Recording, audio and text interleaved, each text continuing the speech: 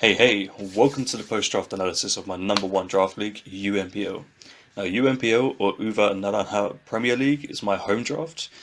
This is where I've established myself since season 1, and I've really made myself at home with some of the regulars. Last season, UNPL number 2, I made it all the way to the semi-finals, but was ultimately blocked by one of the co-commissioners and his incredible team and battle smarts. I'm not salty about that at all. Better player one, for sure. Now, this season we have two divisions, Uva, and you guessed it, Naranha. Both divisions have their own draft pools since there are so many of us, I think 24 coaches in total. Now, orange is obviously the better colour, so I kind of begged to be put in Naranha. It just so happened that some of the more premier players are in Uva, so it's kind of a small hint of mercy as well. But hopefully I'm going to be representing Naranha in the grand finals between Uva and Naranha, potentially for some revenge on the Emerald Enamorous, excuse me. That said, we live and we learn, and we only grow stronger.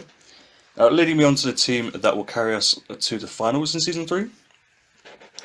Starting out the Teal Mask DLC with one of the poster children of the DLC, and that is Pheasantipity. Now, Pheasantipity's got one of those really sleek, cool designs, so right off the bat, drew my eye to it. And I'm a Pokemon player that absolutely loves the Poison type. I think Poison type's one of my top 3. Actually, it's number 1. I'm not going to front. Now, in terms of beginning the draft with it, maybe it's a little bit reckless, but I really wanted to get my hands on that new toy. Now, this thing gives me two things right off the bat. A nice, fairly bulky Fairy type, and a grounded Poison type as well. So, that gives me a Dragon immunity, it gives me a Toxic Spike immunity and Absorber, and, a very versatile defensive Fairy type. It's got two solid abilities in Toxic Chain, which is a new one, and Technician. Now, Toxic Chain is a new ability, kind of like Poison Touch, but on Pokerus. Every attack I perform against an opponent has a chance to inflict the Toxic status, including moves like Taunt, Charm, Flatter, etc. Now, while its attacking stats aren't the best, it does have access to plenty of setup moves, Nasty Plot, Sword Stance, Agility, as well as a ton of good coverage options on both sides. Again, albeit they're a little bit weak unboosted. Now, because it's the newest Pokemon on my team, I don't really have too many sets in mind, and I do kind of want to keep some of the heat secret for now. So moving on to a Pokemon that will complement this one, we have Corviknight. Now, Corviknight's obviously one of those premier draft ones. It's got a really good Flying and Steel typing, very good solid defense and special defense. Access to Roost, U-Turn, and Defog is one of the premier defoggers in this gen, and last. Now, usually this thing does go pretty quickly, and I've never actually drafted this thing. But the reason it goes so quickly is because, again, it is one of those premier defoggers. Corviknight obviously is known as kind of a one-trick pony with that defog and pivoting, but despite the reputation, I do have some real heater sets in mind to really show it off. So, yeah, knowing that it does go normally quite quickly, I decided to grab kind of part of my Dragon Fairy Steel Core quite early. And, it's a really solid one to start with. With the Steel typing, it's immune to, Poison type moves, which Pheasantipity is neutral to, of course. But it also takes the Earthquakes and Mud Shots, etc. that want to go towards Pheasantipity. Keeping initiative with this, with U-Turn and those ability to sponge hits and potentially threaten some weaker sweepers out is kind of a godsend. Now, speaking of Dragon Fairy Steel Cores, we have Garchomp. Now, Garchomp I've drafted before. It's really, really worth its value. It's one of the better dragons in draft, in my opinion, with its immunity to Thunder Wave and Electric attacks, as well as versatility in its two main roles. Bulky Hazard Tech, which has been buffed this gen thanks to its access to spikes, and a fast offensive threat, utilising its hard to switch into base 130 attack, and still very respectable base 102. It used to be kind of the benchmark for speed, but speed creep really has affected it. But capping out at 333 without boosts, it's still a very, very solid speedy option. Now, it pairs very nicely with Corviknight, being an optimal swap to its weaknesses, And with the support from Pheasantipity, it has the potential to snowball games versus underprepared teams. So under a reflect and light screen from Pheasants, I could potentially set up a Swords Dance and a few newly acquired scale shots to kind of boost my speed and just run away with games from there. Now, defensively with Rough Skin, it punishes wayward flip turns and U-turns, and it does block Volt Switch completely. I think the only momentum that isn't punished is teleports, chilly reception, and I believe parting shot. Now, thanks to its dual typing, the Pokemon can force defensive play via scouting because, again, Scarf, Rocky Helmet, etc. They are really good common items that are running it. And thanks to its natural coverage and fairly decent special attack, it does have those splash damage options. Yeah, excuse me. Yeah, with the Rocky Helmet slash Rough Skin combo, it can really punish those U-turns. And thanks to the Gen 9's DLC, it really does have so much more to offer. So if anything, it's just gaining a value in my opinion. Now, one thing that I'm lacking at the moment, despite my kind of power and speed, I am lacking strong priority. And that brings us on to Lycanroc Dusk. Now, Lycanroc doesn't just offer us a Tough Claws boosted Stab Accelerox and Sucker Punch, but it's also got an excellent speed tier in its own right, with a base 110, allowing it potentially just to clip Stab Stone Edges and Elemental Fangs to wear down teams. It allows relief from Garchomp's Hazard Roll with rocks of its own, as well as some semi-decent coverage options, mostly boosted by its ability. Now, Swords Dance is its main setup, but it can also effectively utilise Trailblaze, which it has gained this gen, to overwhelm teams and put on the pressure, especially if its counterplay is a Scarf user that's naturally slower. Now, this thing is one victim of role compression. It's not the most versatile attacker, but it performs its role very well, including forced team prep, which can detract from its team members and allow them to perform more effectively. Excuse me. Now, keeping up momentum, I felt I was lacking on the special side, and I thought, I do need a mandatory Dark type. Every team needs a Dark type. So I thought I'd go for one of my favourites, Hooper Unbound. Now, not only is it an awesome Dark type, but it's got incredibly offensive pressure, with both attack stacks being over base 150, an absolute ton of coverage options, as well as a tasty amount of team support in Trick Room and dual screens. Now, offensively, I don't even need to invest. Its special attack and attack speaks for itself. And I can choose to focus on HP and speed def and run an optimal mix set that hits just everything. And it has my favourite speed tier. Now, we were talking before about 103 being kind of passe at this point, but base 80 is, I think, in my opinion, the perfect speed tier, because it functions well under Trick Room versus fast, hyper-offensive teams, and you can give it a choice scarf that it still outspeeds kind of most of the meta. Now, naturally taking psychic attacks from Pheasants, which, is still neutral, but it doesn't appreciate, and forcing switches, it's a threat that almost always must be prepped for. The trouble is, it does have one major flaw.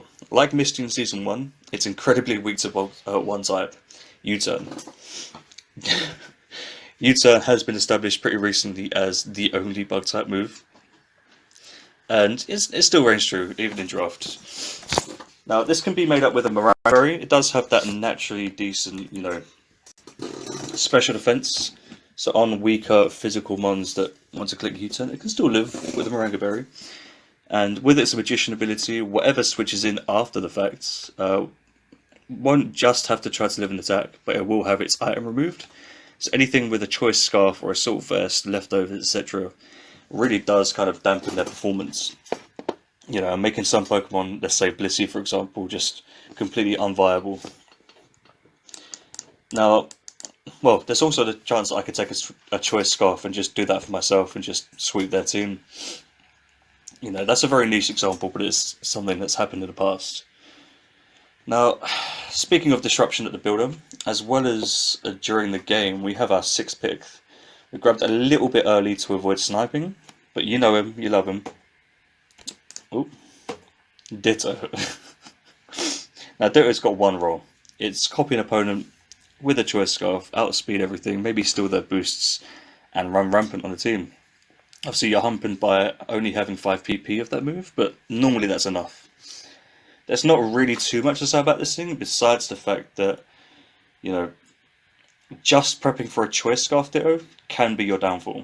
And I'm one of those people that just, I'm not a massive fan of always running scarf ditto. But the thing itself does potentially stop some teams running pure setup. And if it does, it might hamper their ability by only using moves that it's immune to. In one case, I saw a Salamence using Fly and Earthquake with Dragon Dance, completely walled Ditto, and was able to just kind of run away from the game. There was no counterplay to it. So there's some things like that I've got to look out for. But yeah, there's not too much more we can go for this. It's got one massively good move, and that's Transform, but it never uses it. We know this. So let's see.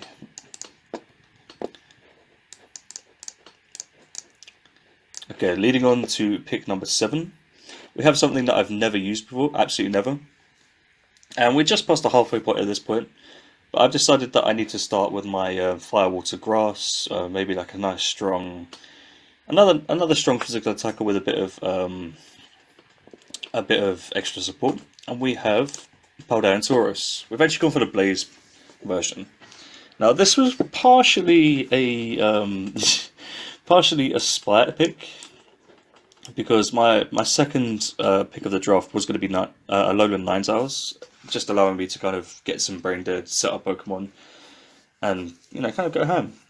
But that didn't come true. And at this point in the draft, I was kind of thinking to myself, I was still kind of bitter about it, and I was thinking about it, and I thought to myself, what's the perfect counterplay to Alolan Ninetales specifically? And that's something with the ability to break screens and hit it for super effective damage. And just like that, we've got Tauros Blaze. Now, not just out of spite, but it does give us a nice strong fighting type. Another good speed to Pokemon, base 100. Still not the fastest these days, but base 100 speed gets you everywhere you need to go if you're setting up properly. Now, it's got it's got 2 really good abilities and 1 really good kind of situational ability. So Intimidate, really good defensively, a bit of pivoting around and kind of help potential things in the back, lift some hits, set up, and go from there. It has Cudchew, which means I can go for a bulk upset, maybe with Trailblaze, have a Lychee or a Salak Berry, and just get double the boost and double the turns, allowing it itself just to kind of run away with the game. But focusing solely on those can really lose you the game. A lot of the time, a Choice Scarf Tauros is your best bet. Assault Vest is another popular option as well. But I do still have some kind of good things in mind, despite its lack of really good coverage. Now, let's move on to the first of our 3 Terra Captains. We have gone for 3. We've gone within the Terra budget. Now, there's not too much I can say about this. We have a Pokemon that I can't show you yet, I'm afraid. Now, they're away on another mission, one of our secret agents. But one thing I can tell you is it gives us a fast, special heavy Pokemon with access to solid coverage and a sleek, sophisticated design. As I said before, this is one of our 3 Terra Captains. And I hope I've not revealed too much. Sorry for the clickbait, but if you want to see it, you're going to have to look into our first game. I'm definitely going to bring it to game 1. But, yeah.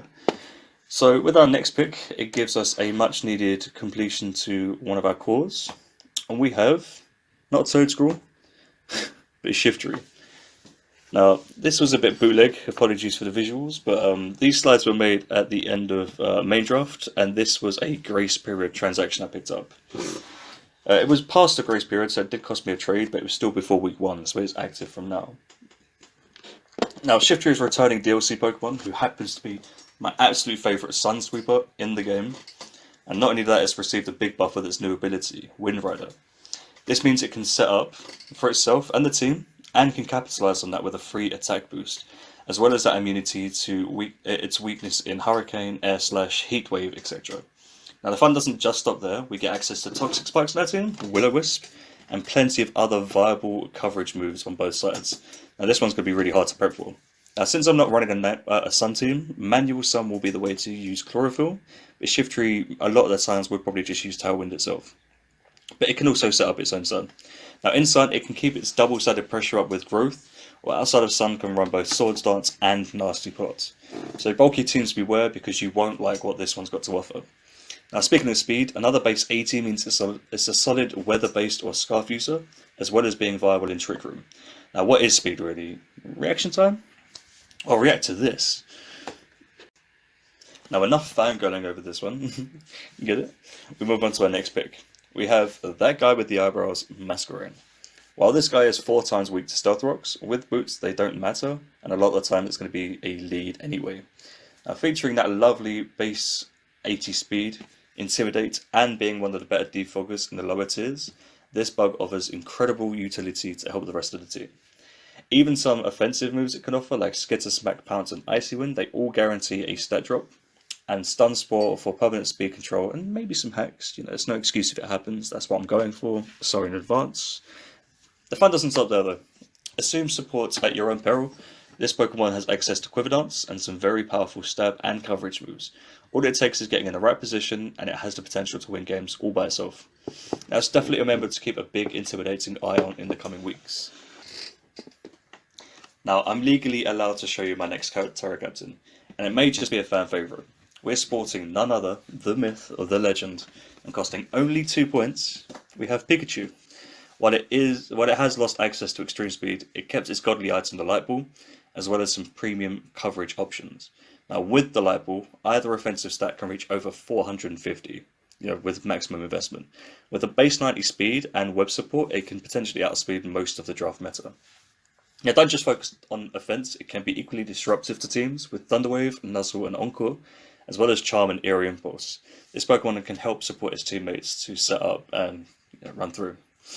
Now, outside all of this, seeing a Pikachu this far into the speed and power creep putting in work is always hype. And as stated, he is Terra Captain, sporting Electric, Fairy, and Ice. Now, this Pokemon always has the option of neutral damage on something, and they won't like taking a hit. Now, despite the hype, its defenses are low, and it's easily revenged. That said, Pikachu is always hype, and definitely underestimated. Now, moving on to our final pick, it's still a bit weak on the special offensive side, and I definitely wanted a spin blocker to keep my hazards up, while also offering versatility and a little bit more grace and beauty to the team. Introducing our final Terra Captain, Frostlass. Now, this one is heavily underrated and easily a Pokemon that can escape the builder.